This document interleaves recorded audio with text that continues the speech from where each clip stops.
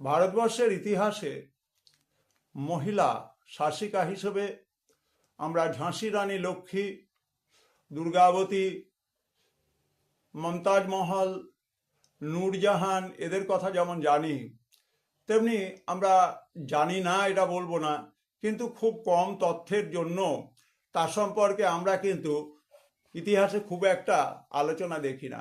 আলোচনা করব in the light off history, ইতিহাসের আলো ইউটিউব চ্যানেলে, রানী চাঁদ বিবি বা চাঁদ সুলতানা।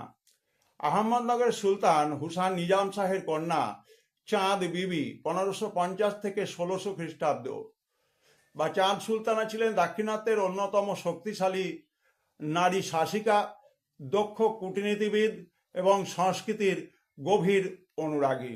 বিজাপুরের সুলতান প্রথম আদিল শাহের সঙ্গে তার বিয়ে হয় 1579 সালে এবং স্বামীর মৃত্যুর পর বিজাপুরের নাবালক শাসক দ্বিতীয় ইব্রাহিম আদিল শাহের অভিভাবক হিসেবে চাঁদ বিবি শাসন পরিচালনার দায়িত্ব নেন।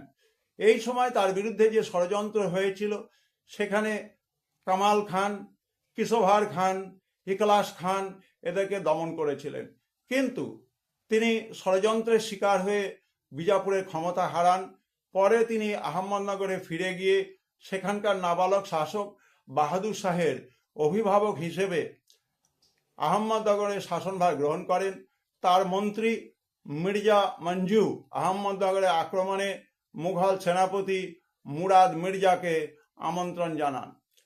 আমরা চাঁদ সুলতানা বা চাঁদ বিবি সম্পর্কে যেটুকু তথ্য পাই, এই ধরনের যে ইতিহাসে বিরল দক্ষতা সম্পন্ন শাসিকা, এবং বিশেষভাবে আরও বলতে গেলে যে আমাদের মুসলিম যে সমস্ত মহিলারা ইতিহাসের আলোতে মুসলিম সমাজের মুখ উজ্জ্বল করেছেন, আমরা যেরকম বেগম রোকেয়ার কথা আধুনিক যুগের প্রেক্ষাপটে বারবার বলি, ঠিক তেমনি এই মহিয়সী চাঁদ বিবি বা চাঁদ সুলতানার সম্পর্কে আলোচনা হওয়া উচিত বা এদের জীবন চর্চা আমাদের ইতিহাসে স্থান পাওয়া উচিত।